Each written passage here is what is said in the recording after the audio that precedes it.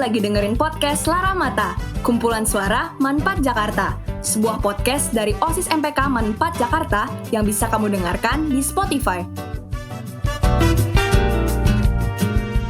Hai Alderian, selamat datang di rangkaian podcast Klub Manfaat part 12. Bareng sama aku Tia, yang kali ini bakal ngebahas tentang diskriminasi di lingkup keluarga.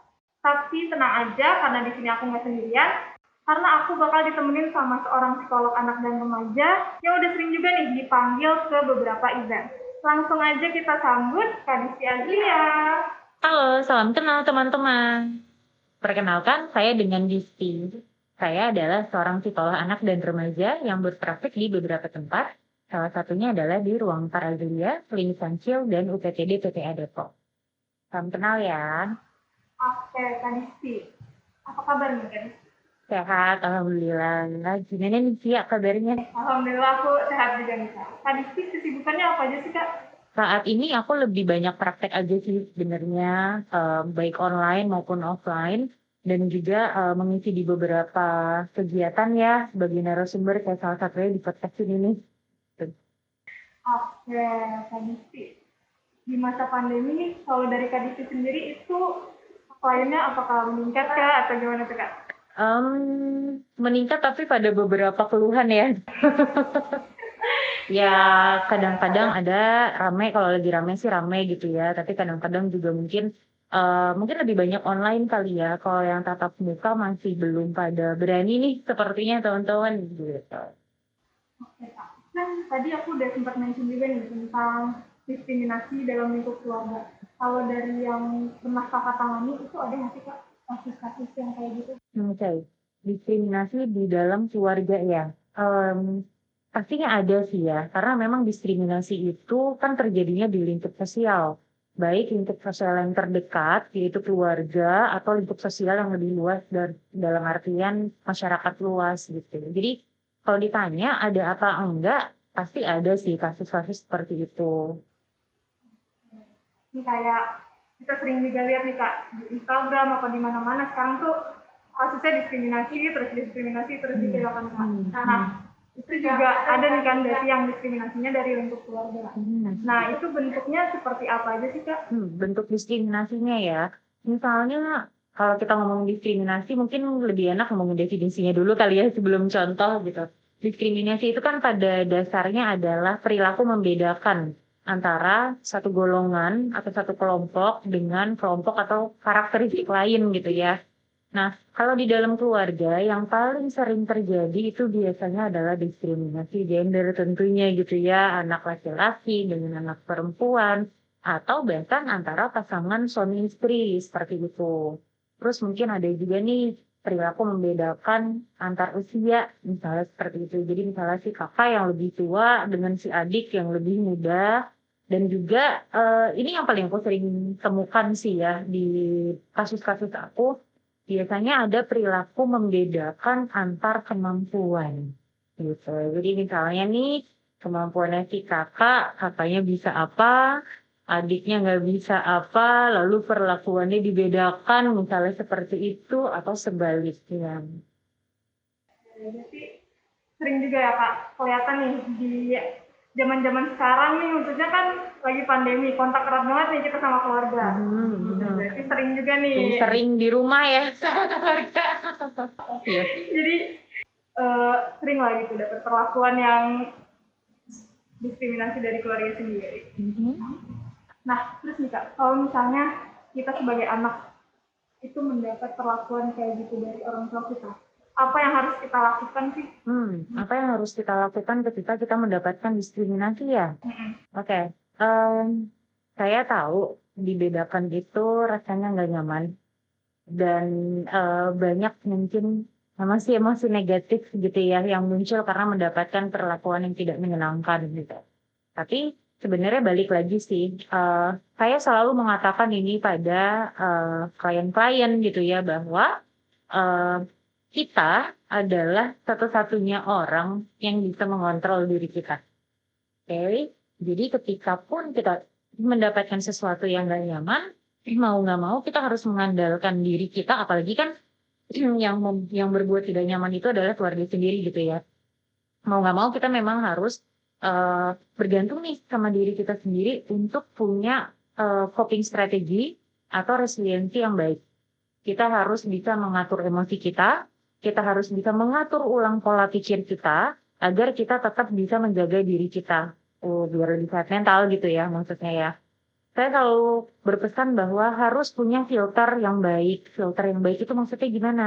Ketika misalnya kita didiskriminasi nih, dibeda-bedakan gitu ya, atau dibanding-bandingkan biasanya kalau di dalam keluarga gitu ya. Nggak nyaman kan pasti rasanya. Nah, harus punya filter saring. Misalnya kayak dibilangin apa ya, kamu tuh nggak sehebat saudara kamu tuh gitu. Kamu tuh kok males banget sih gitu. Tuh lihat tuh saudara kamu rajin, nilai-nilainya bagus. Misalnya kayak gitu kan. Itu kan nggak enak banget ya gitu. Nah, itulah fungsinya sih saringan kita ini nih untuk kita bisa berpikir lagi. Ini tuh yang diomongin apakah benar-benar mencerminkan diri saya? Misalnya hanya karena ngelihat saya selonjoran di sofa, terus saya dibilang males. Apakah memang saya males hanya karena saya duduk di sofa? Misalnya kayak gitu. Nah itu tuh peran si saringan itu. Biar kita juga bisa objektif menilai diri kita, nggak kebawa arus gitu loh. Bahwa ketika kita dibandingkan atau dibedakan, oh iya ya, saya orang yang males ya gitu. Karena itu kan cepat banget nyerapnya gitu ya. Ketika kita diberi label atau ketika kita dibedakan, emosi kita tuh kan bisa drop banget gitu ya. Nah, kalau kita mendapatkan perlakuan itu, ada bagusnya ya benar-benar kita saring dulu. Benar nggak sih saya orang seperti itu? Dan worth it nggak ya hal ini untuk dipikirin banget sama saya? Ngabisin energi saya nggak ya kalau ini tuh berlarut-larut dalam emosi saya? Kayak gitu sih. Dan selain punya filter, mungkin yang kedua tips dari aku adalah menjadi diri sendiri aja. Gitu. Segala sesuatu yang tidak mengenakan buat diri kita gitu ya, mungkin bisa kita jadikan masukan. Oh oke, aku mungkin terlihat malas, benar nggak sih gitu. Kalau benar mungkin itu bisa jadi masukan buat aku, tapi tetap jangan lupa untuk tetap menjadi diri sendiri. Dan nanti buktikan dengan prestasinya. Apakah si anggapannya anggota keluarga itu ya, yang membeda-bedakan sikapnya terhadap kita, benar nggak sih sebenarnya gitu. Oh ternyata nanti kita bisa buktikan dengan prestasi gitu misalnya. Berarti dari kitanya juga perlu self control yang baik gitu ya Kak? Pasti. Sama kita perlu mengenali dan menerima diri kita sendiri. Itu yang paling penting ya. Ya, karena menurut ini poin yang bagus banget sih sebenarnya dari Tia. Kita harus mengenali dan menerima diri kita sendiri unconditionally sebelum kita mau diterima sama orang lain. Gimana kita bisa diterima sama orang lain kalau diri kita sendiri nggak percaya ya kan sama kemampuan diri kita sendiri. Jadi menerima diri sendiri itu termasuk perbuatan yang harus dilakukan gitu ya Kak. Soalnya aku juga sering nih lihat teman-teman aku di Twitter suka ngeluh gitu, aduh gue nggak bisa ini, aduh gue nggak bisa ini. Gitu. Padahal kan kalau misalnya mereka menerima aja, mereka tuh bisa melanjutkan kehidupan dengan tenang gitu nggak sih Kak? Ini poin yang penting banget ya Tia, bahwa memang menerima diri sendiri itu penting untuk dilakukan sebelum kita ingin diterima oleh orang lain gitu. Dan mungkin ya kalau kita balikin lagi nih sama kasus diskriminasi dalam keluarga gitu ya, bisa jadi mungkin ya, tapi ini anggapan gitu ya. Bisa jadi perilaku misalnya kita merasa aduh nggak bisa nih terus berlarut-berlarut seperti itu adalah dampak dari kita menerima diskriminasi dari anggota keluarga. Itu sih salah satu dampak ya sebenarnya, masih banyak dampak-dampak yang lain. Tapi bisa jadi sih sebenarnya kalau kita mengaitkan lagi nih sama topik si diskriminasi dalam keluarga ini ya gitu. Ngomong-ngomong soal dampak nih Kak, dampak psikologis apa sih yang mungkin diterima gitu sama orang-orang yang menerima diskriminasi ini? Oke, dampak psikologis ya. First thing first kali ya teman-teman, ketika ngomongin tentang dampak, aku selalu berpesan dulu bahwa tidak ada satu dampak yang saklek. Ya, ketika kita mengalami sesuatu hal yang kurang menyenangkan, itu pasti sih ada dampaknya. Namanya kita juga mengalami hal-hal yang nggak enak, kan didiskriminasi itu nggak enak ya. Pasti ada dampaknya sama kita. Tapi nggak akan ada satu dampak yang, oh semua orang yang didiskriminasi pasti mengalami hal ini. Nggak. Bentuk dampaknya, intensitas, atau kemunculan dari dampaknya itu gitu ya. Terus juga apakah dampak itu sangat mengganggu secara psikologis atau ya berlalu begitu saja, itu akan kembali lagi sama faktor-faktor lainnya gitu. Tapi pada umumnya nih, kalau kita ngomongin pada umumnya apa sih dampak orang yang sering mendapatkan diskriminasi? Satu biasanya memang yang kena adalah kepercayaan dirinya. Karena ketika kita dibedakan itu kan membuat kita merasa tidak berharga, tidak berdaya gitu ya. Pasti otomatis jadinya mempengaruhi bagaimana kita bisa menilai diri kita sendiri, self-esteem, self-confidence, atau kepercayaan diri kita sendiri. Nanti larinya kemana? Misalnya minder, atau jadi pencemas. Misalnya seperti itu. Mungkin kayak tadi yang Tia ceritain teman-teman di Twitter, Tia bilang, aku aku nggak bisa kayak gitu kan. Nah mungkin itu adalah salah satu dampak yang berpotensi muncul gitu. Lalu juga yang kedua adalah tadi ya perasaan tidak berharga tersebut gitu ya, justru membuat kita menjadi ada tolak baliknya, sangat termotivasi untuk mencapai sesuatu, menghasilkan sesuatu, menunjukkan sesuatu di lingkungan sosial, tapi dengan cara yang ekstrim. Pengennya dipuji, pengennya berhasil, atau misalnya jadi ambisius banget, misalnya kayak gitu. Itu adalah beberapa contoh dampak ya yang mungkin aja muncul, tapi balik lagi saya tekankan tidak ada satu dampak saklek yang ini pasti akan muncul ketika kita didiskriminasi. Nah, kembali lagi ya, ini semua kan tergantung bagaimana kita bisa menilai dan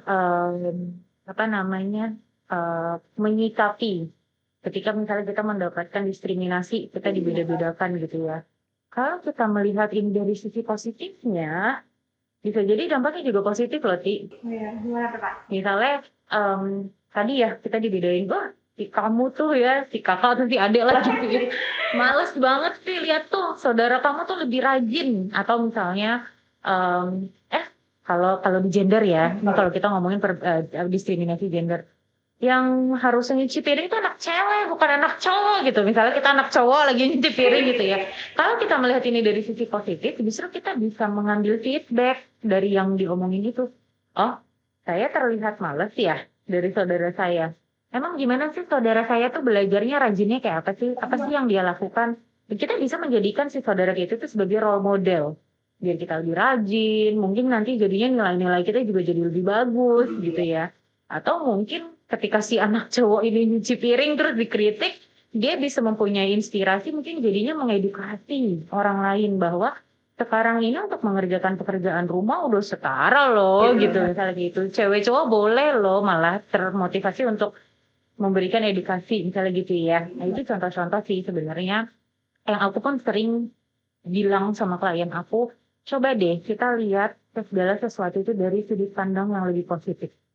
Sehingga kita punya bekal untuk mengembangkan diri kita terus daripada kita bersungut-sungut terus gitu ya dalam emosi yang pasti nggak menyenangkan ketika dibeda-bedakan.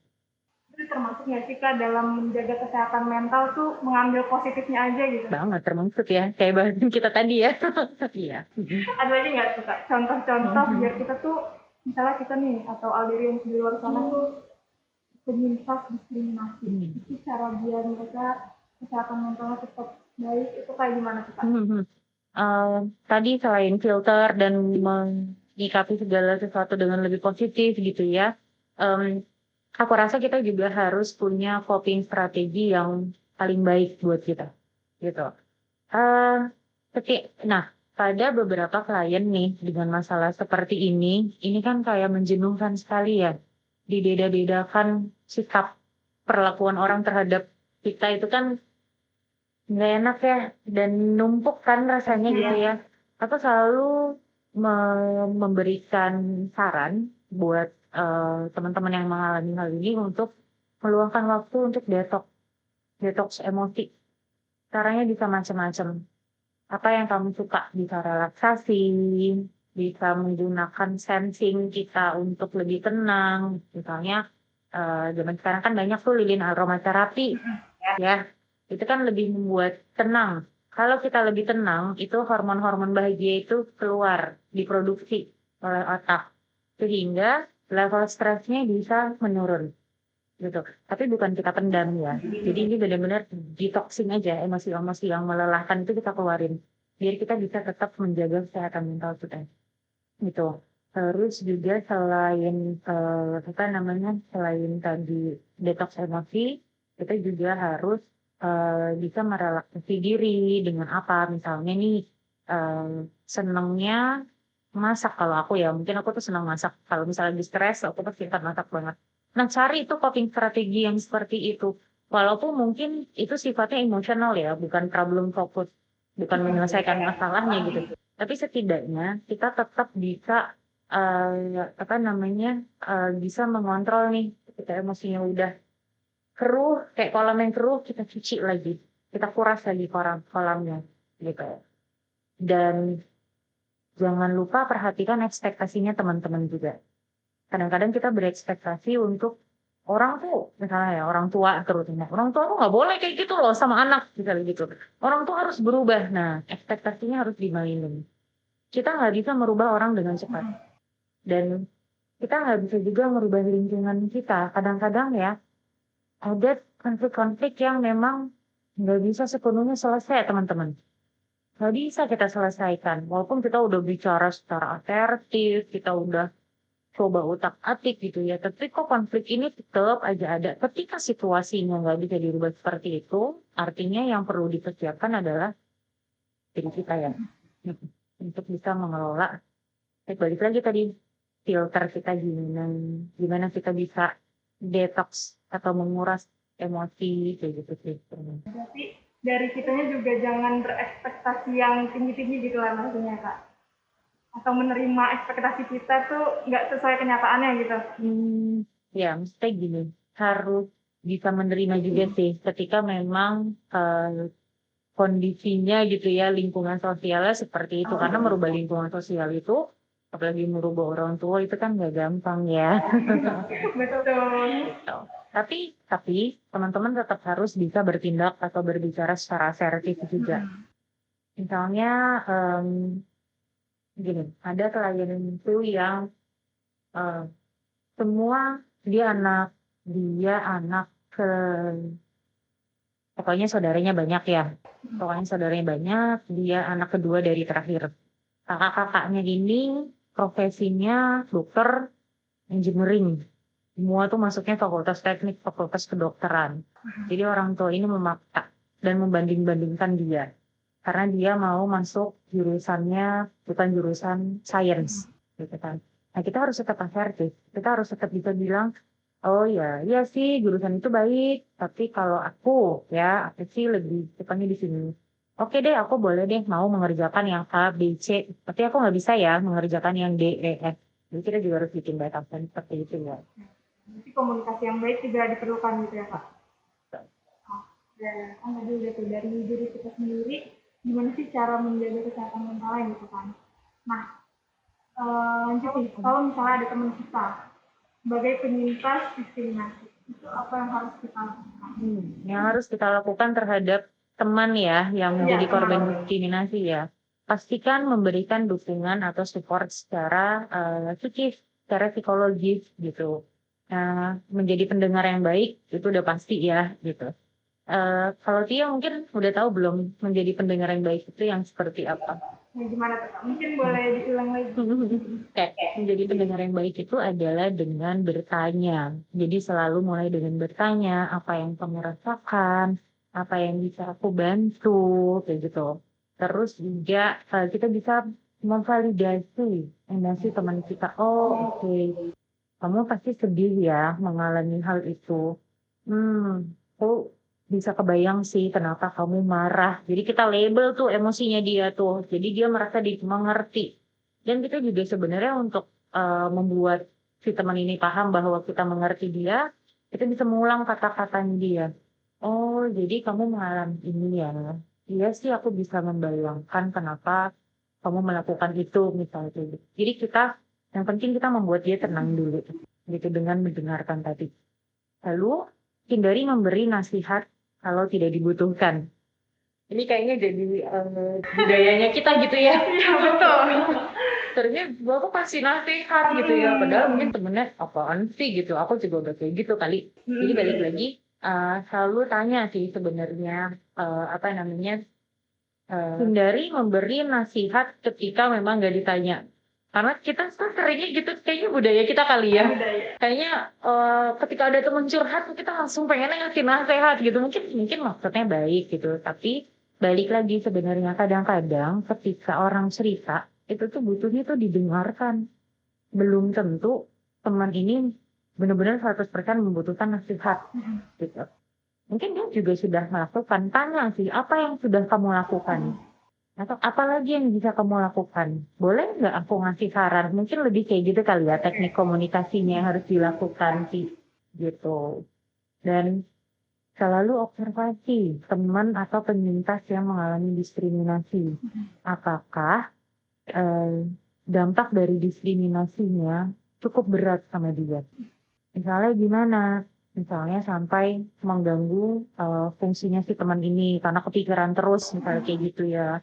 Atau mungkin muncul perilaku-perilakunya si teman ini yang udah mulai mengarah kok kayaknya begini ya gitu. Misalnya kok si teman ini tuh kayaknya agak-agak tergila-gila sama pujian misalnya gitu ya. Atau kok dia bengong terus ya misalnya gitu. Jadi kalau udah ada tuh tanda-tanda bahwa teman ini mungkin memiliki masalah yang cukup berat dan membutuhkan bantuan profesional karena dia terkena diskriminasi tersebut, mungkin dia atau teman-teman yang lain juga bisa nih memberikan dukungan ke teman si korban ini, penyintas ini, yuk coba deh kita mencari bantuan profesional untuk bisa masalahnya mungkin bisa lebih diselesaikan atau lebih diurai dengan baik gitu. Nah, jadi kita sebagai teman selain harus membuat teman kita nih senyaman mungkin gitu ya sama apa yang dirasain gitu. Maksudnya kita juga harus memberi saran yang baik. Kayak contohnya kalau misalnya kita nggak bisa beri saran, ya udah deh kita coba omongin ke yang profesional aja gitu. Saran yang tepat kali ya. Saran yang tepat. Iya, betul. Oke, lanjut nih Kak. Nah, gimana sih Kak cara biar rantai diskriminasi itu putus gitu? Oke. Rantai diskriminasi di masyarakat ya maksudnya? Iya, di masyarakat. Mulai dari diri sendiri dulu. Gimana Kak harus ngapain gitu? Kadang-kadang tuh kita nggak sadar loh, Ti, kalau kita sendiri juga melakukan diskriminasi terhadap orang lain. Misalnya nih, tanpa sadar kita maunya temenan sama temen yang pinter aja. Atau yang rajin, misalnya kayak gitu. Kan sebenarnya itu juga bentuk diskriminasi ya. Gitu. Jadi kita juga harus sadar ini bagus banget nih teman-teman. Teman-teman Alderians nih cukup cukup sensitif atau apa mengangkat isu tentang diskriminasi ini gitu ya. Nah, artinya kan teman-teman bisa memulai dari diri sendiri dulu untuk menghindari melakukan diskriminasi terhadap orang lain atau teman-teman lain, itu yang pertama. Lalu memberikan edukasi dengan bikin podcast kayak gini contohnya, kita apresiasi dulu dong. dengan adanya podcast kayak gini kan jadinya masyarakat luas atau teman-teman Alderians yang lain bisa tahu, oh apa ya yang harus saya lakukan. Oh ternyata saya ini melakukan diskriminasi nggak ya ke orang lain, mungkin jadinya sadar misalnya kayak gitu kan. Tadi memberikan edukasi kepada masyarakat, terus juga tadi mulai dari diri sendiri dulu gitu ya, dan mungkin kita juga bisa sih misalnya kita mendapatkan diskriminasi atau kita melihat ada orang lain yang mendapatkan diskriminasi, kita bantu juga nih untuk menyadarkan pelaku ini adalah bentuk diskriminasi loh, walaupun mungkin dengan teknik komunikasi yang baik ya gitu. Dan tadi membantu juga para korban untuk bisa meminimalisir dampak dari diskriminasi yang dia dapatkan. Oke, jadi gitu ya Alderian, seperti yang kita tahu nih, kita udah sering banget dengar tentang isu diskriminasi, tentang rasa, tentang gender, kita tiap hari tuh dengar tentang isu diskriminasi. Nah, ternyata diskriminasi itu juga sering nih terjadi di lingkup keluarga, dan itu juga bisa berdampak kepada psikologis kita. Tapi tenang aja, ternyata itu semua ada tindakan preventifnya, yaitu salah satunya dengan kita memiliki self control yang baik. Betul kan sih? Betul sekali. Sama kita juga harus mengetahui dan menerima kekurangan kita sendiri. Terus juga izin mengulang yang tadi. Dan juga nih, kalau misalnya kita punya teman penyintas diskriminasi, kita harus memberikan dia tempat lah, senyaman mungkin untuk dia. Nah, selain itu, kalau misalnya kita tidak bisa nih, atau belum bisa memberikan saran yang tepat untuk dia, ya udah kita coba saranin buat, ayolah kita ngobrol-ngobrol bareng sama orang yang lebih profesional. Contohnya kayak gini ya. Oke, kalau buat penutup nih Kak Disti ada pesan-pesan nggak buat Alderians di luar sana yang mungkin menjadi penyintas diskriminasi di lingkup keluarga? Balik lagi ya, seperti yang tadi saya sudah utarakan bahwa mendapatkan diskriminasi, mendapatkan perlakuan dibeda-bedakan, itu pasti akan sangat melelahkan dan gak enak buat teman-teman. Tapi teruslah berusaha untuk tetap menjadi diri sendiri dan menjadi versi yang terbaik dari dirinya teman-teman. Jangan patah semangat karena teman-teman sudah bisa berjuang sampai di tahap ini. Jangan sia-siakan perjuangannya teman-teman. Gitu aja sih dari aku. Terima kasih. Gitu ya Alderians, jangan lupa kita jangan pernah patah semangat nih. Terus juga nih aku punya last question. Kan tadi kita udah bahas tuh tentang diskriminasi dalam lingkup keluarga. Itu tuh kan pasti ada dampaknya kan ke buat diri kita sendiri. Kayak tadi sudah mention juga, kita bisa jadinya underestimate diri sendiri lah istilahnya. Itu seberapa sering terjadi gitu Pak? Kalau dari yang tadi lihat. Seberapa sering terjadi ya kasus diskriminasi ini berkaitan dengan self-esteem. Jadi kita merendahkan atau meremehkan kemampuan diri sendiri gitu maksudnya ya. Cukup sering sih. Pada kasus-kasus remaja dan dewasa muda yang aku tangani, hal ini lumayan sering nih kejadian. Biasanya kalau terkait dengan kualitas diri, self-esteem, itu agak berkaitan dengan bagaimana perlakuan keluarga kita di rumah terhadap kita gitu ya. Mungkin kasih satu contoh kali ya, kasus yang ini menurut aku menarik sih gitu. Jadi anak ini adalah anak perempuan satu-satunya di keluarga. Saudara-saudara yang lain, kakak adiknya adalah laki-laki. Dan kebetulan memang di kepercayaan keluarga mereka, laki-laki itu harus diutamakan. Jadi kebayang ya, bagaimana si anak perempuan ini mendapatkan perlakuan yang sangat dibedakan dengan saudara-saudaranya yang lain. Dampaknya seperti apa? Jadinya memang minder banget dan jadi tertutup menarik diri dari lingkungan sosial. Karena merasa dia tidak memiliki keunggulan yang bisa dia banggakan. Dan dia ngerasa tidak dicintai, tidak berhak mendapatkan kasih sayang dari orang lain. Karena dia adalah seorang anak perempuan. Gitu. Udah ada nih contoh kasus dari underestimate diri sendiri itu kayak gimana ya kan? Padahal anak perempuan itu menurutku ya prestasinya atau kemampuannya itu tuh potensial banget. Aduh. Ya, jadi wah. Kayaknya seru nih Kak kalau kita bahas itu di episode selanjutnya. Oke. Nah, jadi gitu ya Alderians, karena di episode selanjutnya kita bakal ngebahas tentang underestimate diri kita sendiri nih. Jadi untuk para Alderians di luar sana, jangan lupa terus pantengin episode-episode selanjutnya dari rangkaian podcast Bosman 4412 hanya di YouTube dan Spotify. Goodbye and see you Alderians. Terima kasih telah mendengarkan podcast kami. Semoga dapat bermanfaat ya.